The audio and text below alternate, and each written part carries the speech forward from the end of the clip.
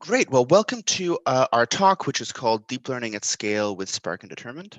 I am Neil Conway, and I'm joined by my colleague, David Hershey. So Determined is a deep learning training platform, and the goal of the product is to enable teams of deep learning engineers to train better deep learning models in less time, to collaborate more effectively, and to seamlessly share GPU resources. So in this talk, we cover two main topics. First, we talk about what Determined is and why you might need a training platform. And second, we explore how you would integrate Determined into the rest of your machine learning workflow. In particular, if you're using Spark for other in the Spark ecosystem for other parts of your machine learning workflow, how Determined can be integrated with those other components. So let's take a step back and present maybe a very typical slide that you might see in a lot of deep learning talks, which is, what are the steps involved in doing deep learning at scale? So you typically might start with your raw training data, labeled examples that are appropriate for the problem that you want to solve, and then you have some kind of transformation to take that raw data and transform it into a more appropriate format for doing machine learning. You might store that transformed data in a data lake. Then comes the actual model training development process, where as an ML engineer, you explore different model architectures, different data representations, different optimization techniques to try to get a model that works well on the problem you're trying to solve. And then once you have an effective model, you deploy it to your to where you want to do inference. So you might be doing real-time serving or batch inference or serving on a mobile device. So if we think about those as kind of the basic steps of doing deep learning today, how do those aspects of that workflow map to the modern software ecosystem? Let me advance a slide. Great. So once you have your raw data and you want to transform it to a data lake, Spark is a great tool for doing high performance ETL at scale. And then, once you've transformed your data and you need somewhere to store it, something like Delta Lake is a very good choice for immutable version storage of deep learning training sets. If we switch over to the serving side, when we think about how we want to do um, how we want to do real-time inference, there are several real-time model serving. There are several good machine learning serving packages. Selden or TensorFlow serving are two examples. And then if we want to do batch inference, Spark again is a great choice for doing batch inference at scale. And that really, kind of returns us to the middle part of this diagram, which is what is our model training and development environment? What does that look like? What are the requirements for doing that well? So I'll make the case in this talk that determined is a good implementation of that middle part of the deep learning workflow. So as I mentioned in this talk, kind of two main parts. We'll go into a bit more about what a deep learning training platform ought to do and some of the features of the platform we built to determine and some of the benefits that deep learning engineers can see by using it. And then in the second part, we'll walk through a demo of how you integrate Determined into the Spark ecosystem. So in particular, how you use it with Delta Lake and Spark on the input side, and how you use it to do batch inference with Spark on the output side. So if we think about, the problems that we're trying to solve with a deep learning training platform, I think a natural question is, aren't those challenges of how I train deep learning models, aren't those really solved effectively by tools like TensorFlow and PyTorch? And I think that tools like TensorFlow and PyTorch are great tools, and they're very effective at what they're trying to do. But ultimately, those tools are designed to enable a single deep learning engineer to train a single model on a single GPU or a handful of GPUs. But as your team size, as your cluster size, as your data set size all increase, we find that teams that are in that situation frequently run into challenges that are really, outside the scope of a tool like of tools like TensorFlow or PyTorch. So, for example, as your team grows, as your cluster size grows, you might move from having one 8 GPU machine that a single researcher uses to many GPU machines, a whole cluster. How do you share that cluster effectively among a team? As you get larger models and more GPUs, using many GPUs to train one model becomes an increasingly important challenge. How do you do distributed training? That's something that's not well solved within those existing packages. Similarly, how do you manage your models? How do you manage your metrics and training data? And especially as you go from just training a small number of models in a research setting to training many different models and deploying those models to production, metrics management and model management becomes a much more important concern.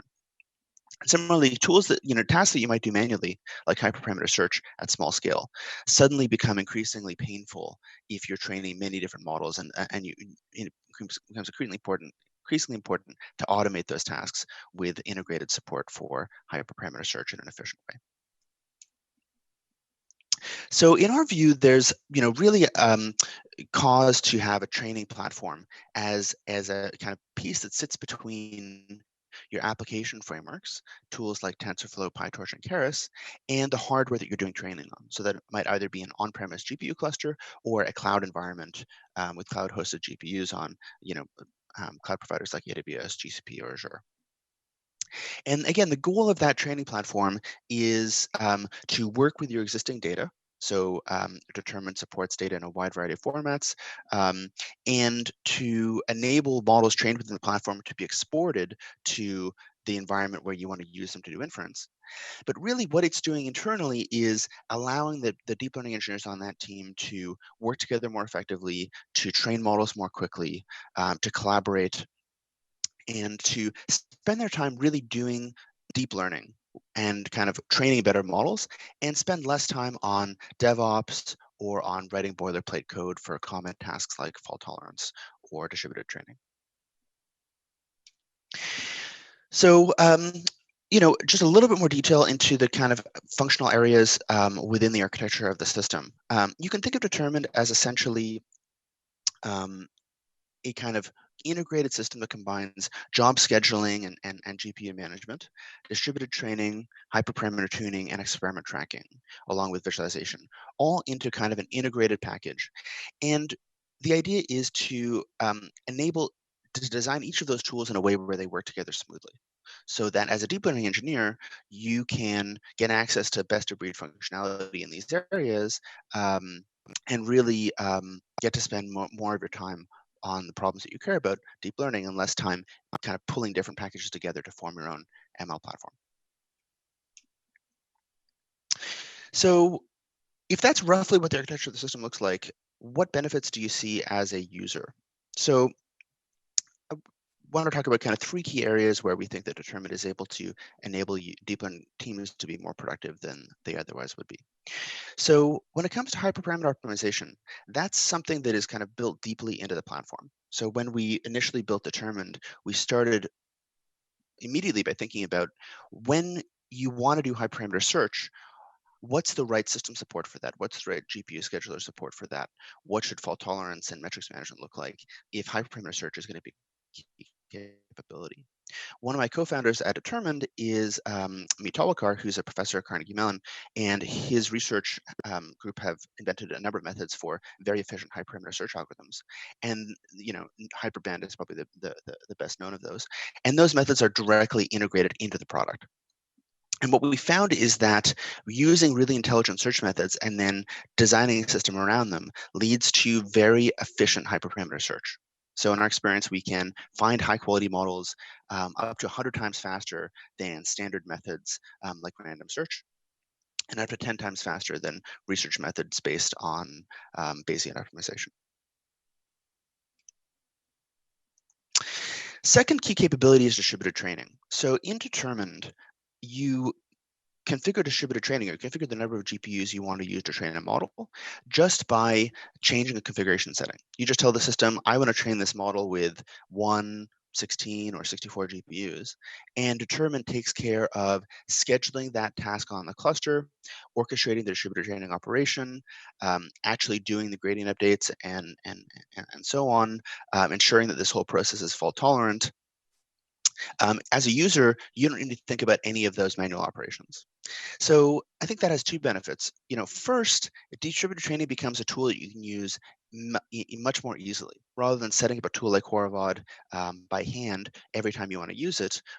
or figuring out how to use it in a multi-user setting, this is kind of a built-in capability you can use whenever it's helpful. And second, we have a bunch of optimizations on top of stock Horovod that lead to significant performance improvements.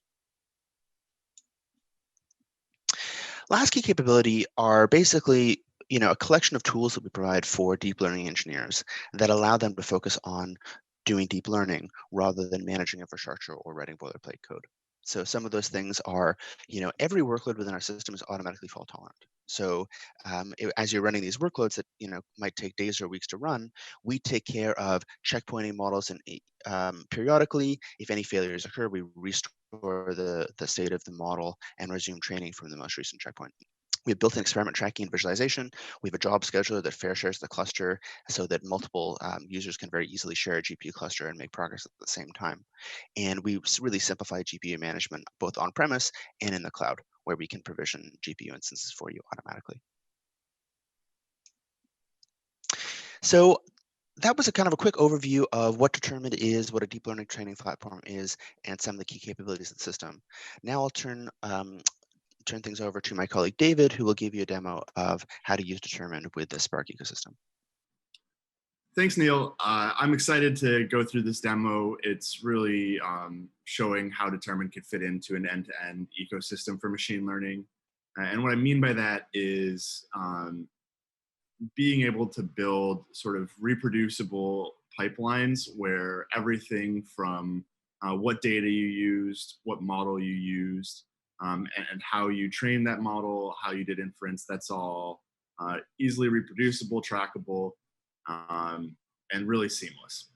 And so what we're going to be doing today is some amount of ETL using Spark to land image data into Delta Lake. That's going to be really useful for us to be able to version our data in Determined. And so we'll be able to see exactly what version of the data set we use to train our model in Determined.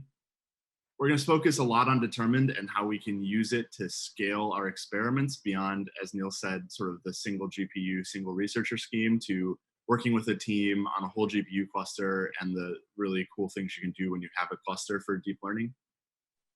And finally, we're going to show how Determined can sort of manage the artifacts of training to create what I'm going to refer to as a versioned model.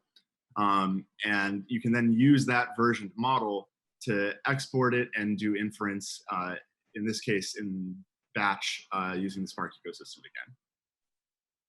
The example we're going to be using for this is a object detection model. In particular, the data set we'll be using is the VOC 2012 data set, if you're familiar. And so object detection is basically trying to draw bounding boxes around objects in an image. This is very much a deep learning problem, at least right now. All of the best methods are deep learning, and so we're really going to run into a lot of the difficulties that Neil described when he was talking about teams doing deep learning. For this demo, I've landed all of these images into a Delta table. Basically, we had them as raw images in S3, and I use Spark to land them into a Delta table where it's images, file names, and annotations, which is basically all of the bounding boxes and some other information about that image. And first, before we dive into Determined, I want to talk about what this would look like without Determined. If you just wanted to build an object detection model with sort of the standard tools out there. And so this is my version of what that looks like, and it's worth diving into because it's still pretty cool. This is a deep learning model. I'm training it using PyTorch. I built a faster RCNN model with a ResNet backbone in PyTorch, training it in this notebook. The models here did some cool stuff to pre-process the data, load the data. I wrote a fancy data connector that can connect to a Delta table, load that data, creates a PyTorch data set that we can use to do all of our pre-processing and that kind of thing. Training the model here, saving checkpoints, doing some cursory amount of logging to keep track of things like mean average precision, and to see how we're progressing through training. And what I want to really get at is this works fine, especially for one person. I'm running on a fancy V100 GPU, so this is running as fast as you can on one GPU, saving the checkpoint. If I train this model, I can, copy that file somewhere, paste it somewhere else, use it for Spark Inference, say, something like that. And it's all possible. But the core of what determined does is makes it easy to take that and scale it to do larger scale experiments where you can iterate more quickly and also work way more effectively with a team on this kind of thing. And so for the sake of this demo, the situation I want you to imagine is that my coworker actually already built an object detection model on this data set. They built the model, they trained it, they used it even to do some sort of inference in Spark so that we could score some data for whatever use case our company has. And that got done. And then a month or 2 or 5 went by, and my manager came to tell me that I needed to take that model and try to find some way to make improvements. They said, if we can improve it by just a few percent, we'll get, it'll be worth a lot of money to the company. So what can you do? And so that's the story we're going to tell, and we're going to start by looking at how my coworker trained the model in the first place. And the first thing I want to you'd imagine is if they train the model this way, without determined, in a notebook. The extent of their logging is saved in this notebook. The checkpoint hopefully got saved somewhere, but maybe I don't know where. I don't really know what hyperparameters they used. Hopefully it were these ones, but if they were trying out a bunch of stuff, I don't have any way to track that or associate that with the model they did. To understand their code or to run their code, I need to figure out what it's doing. I need to figure out what script they ran.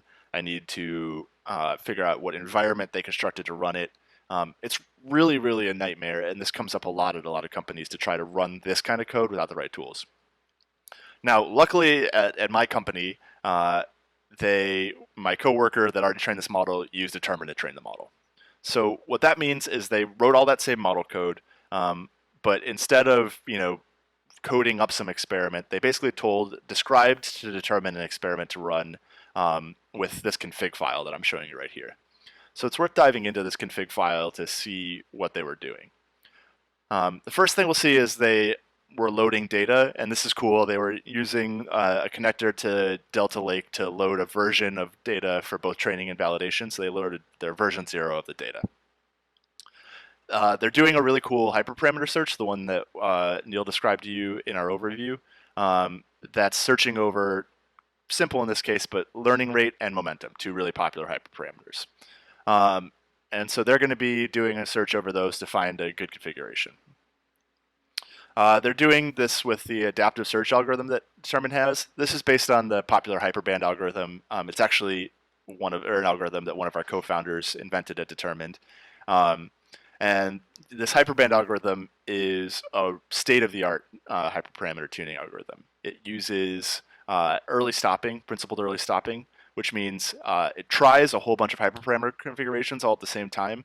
But the ones that aren't performing well, it kills off very early so that the more promising hyperparameter configurations have more time to train.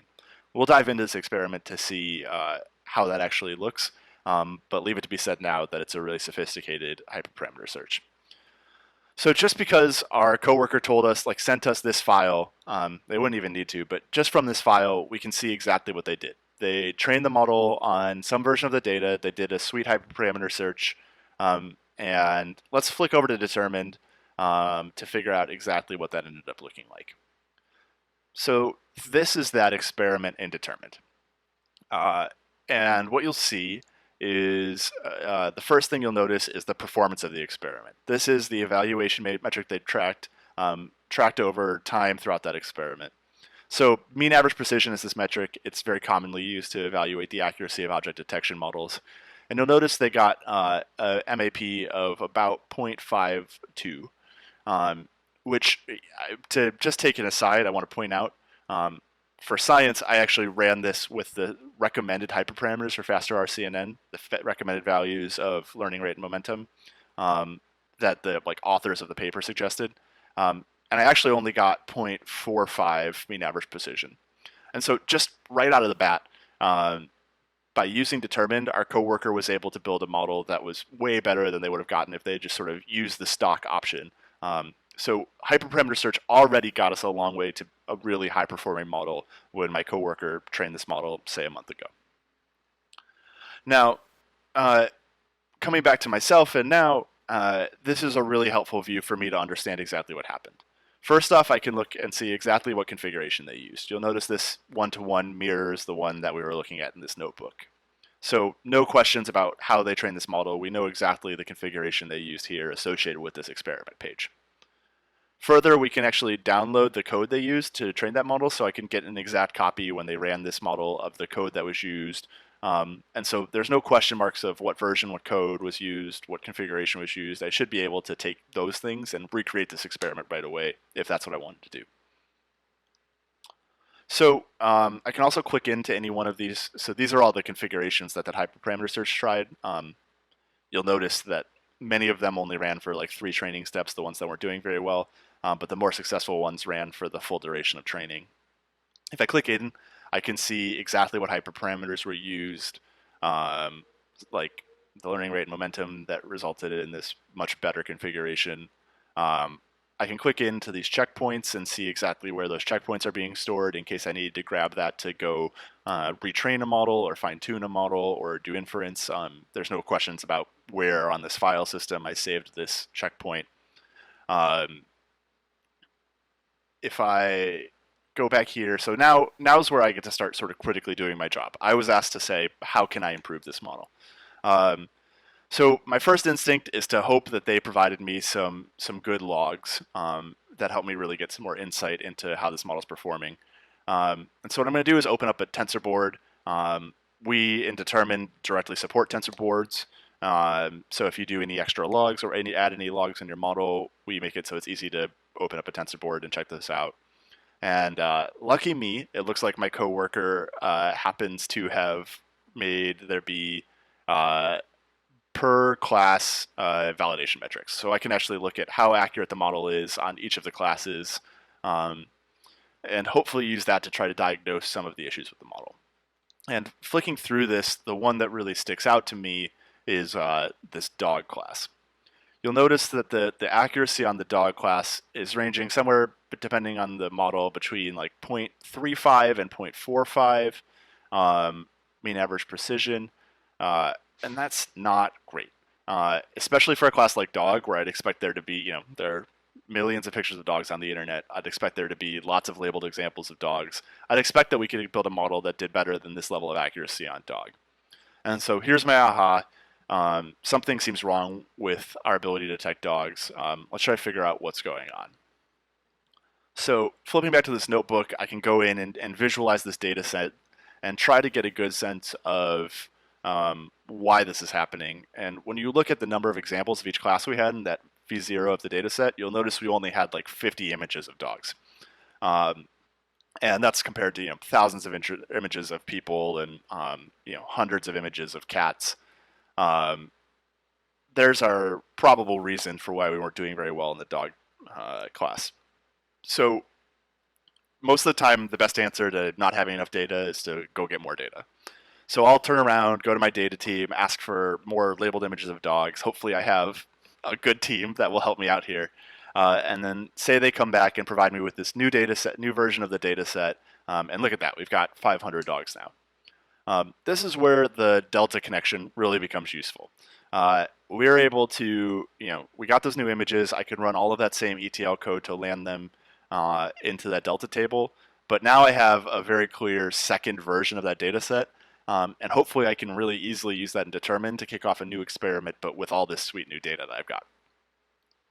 So that's what we're going to do. As a data scientist, I'm trying to improve this model. I want the minimum amount of work to plug in this new data, train it really, really quickly so I can iterate quickly, and hopefully see improvement. And you'll see very quickly how Determine makes that very easy. First off, to change the data version, all we're going to do is change the version in this config file. You'll see it was version 0 before up here, and we're just going to bump it up to version 1, and just like that, we'll be connected to a new data set that we can use to train with no questions about what data we're using. It's very obvious we're using the new one. We're going to, I think the other really important thing that Determine's going to let us do in terms of the other really cool thing that Determine's going to do for us is let us do distributed training really easy. And what I mean by that is if we're doing this up here method of running in a notebook, it's really pretty slow. It's going to take hours, days, maybe, depending on the problem. And that's not like we want to iterate quickly, churn this out so we can go work on the next model and not have, be done with our coworkers model that we didn't really want to work on in the first place. And so distributed training is one of the fastest ways to do that, to accelerate your training. And in determined, all we need to do is specify that we want 12 slots per trial. And what that means is we want to distribute our experiment across 12 GPUs. We didn't have to go in and re-outfit our coworkers' code with distributed training code. We didn't need to figure out how to do distributed training on some arbitrary cluster. We didn't need to find 3 machines with 12 GPUs. We simply told determined we want an experiment with 12 GPUs, and determine's going to handle all that grunt work of kicking off a job like distributed across 12 GPUs.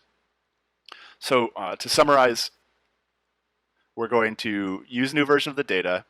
We're going to fine-tune based on the output of the experiment that our coworker did, that hyperparameter tuning experiment. And we're going to do it using 12 GPUs to do it really quickly. So if we kick off that job, sending it to determined, and we flip back to determined, if we switch to the dashboard, what we'll notice is that job got kicked off, and we're off to the races. While this initializes and starts training, to speed things up for the sake of the demo, I ran this experiment ahead of time just so we could check out what it looks like. And so if we go here, we can see that we trained this model for what amounts to something like 5 epochs over the new data. And first things first, we immediately got like a 1% lift in mean average precision. So 30 minutes of training later, we're already seeing a percentage point accuracy gain, which, as our boss told us, that could mean huge change or like be very valuable for the company. In the configuration, we can very clearly see that this model was trained with the new version of the data, so there's no question marks. If my boss comes back and says, what happened, how did this model get better, it's easy to go in and say, well, we trained it on this new version of the data. More importantly than that 1% bump in mean average precision, if we go look at the dog class, we can see that our accuracy on the dog class has actually jumped to something like 0.59. You remember before it was something like 0.45. So we got a huge bump, like a 50% jump in performance on the dog class, which is exactly what we would hope for collecting all that new data. So now we did it. Like, we accomplished our task. We did it in like 30 minutes by simply changing this config file, specifying a big distributed training job with new data. And now we say we want to use it to actually do some kind of scoring, do some kind of inference, the thing that's actually going to generate business value for the company. Well, before, say, our coworker wrote this code to launch inference using Spark. And the cool thing about determined is it makes it really easy to just specify some experiment ID and get a checkpoint out of that experiment, instantiate a model, and use it wherever you need to use it. So they wrote this inference code that just takes the determined experiment as an argument, takes the location of some new data that we want to test on, and then launches a big Spark inference job to quickly do inference. And because determined tracks all of this important information, like the artifacts, the checkpoints, all of that, by simply bumping this from 1 to 26, or in this case, we launched this new experiment 31. If we simply bump this to experiment 31, we can launch Spark Inference using that new checkpoint, the one trained on the new data, seamlessly, and quickly use Spark to do inference over a huge data set. This is so useful because not just you can change one number in a Jupyter notebook, but you can integrate it into a workflow tool like Airflow or some sort of CI/CD solution to make sure that you're delivering the latest and best versions of your models to do inference wherever you're doing it. So this is, to summarize this demo, showing how you can go from version data in Delta Lake, scale your experiments, collaborate on models, and train new, better models more quickly than would ever be possible without determined, and then use determined's ability to keep track of the artifacts of those experiments to do inference quickly using whatever your infrastructure is, such as Spark. I want to remind you that all of this code is available on GitHub, including the actual inference and ETL code, that it does use Spark. So if you have any curiosity about how we use Spark to load a checkpoint from determined, and actually do inference. I highly recommend going to check that out. And otherwise, I appreciate you checking out the demo. And more important than anything, I hope you're staying safe and sane. And I hope Determined can make your life a little bit easier if you're doing deep learning. Great. Thank you, David. So that concludes most of what we wanted to tell you in this talk. Last thing we wanted to share with you is that Determined is open source. So we've spent the last few years working with cutting edge deep learning teams and really evolving the product based on really great feedback we've gotten from teams doing deep learning at scale in a variety of industries. In the last month or so, we are really excited to have released the product as open source on an Apache license, and we would love to have people try it out, give us feedback, and explore whether it's a good fit for your teams and your deep learning use cases. So you can find us on GitHub. All the documentation's online. We have a community Slack channel that we would love to see folks join and interact with us via. So thank you very much for your attention, and would love to hear questions and any feedback you might have.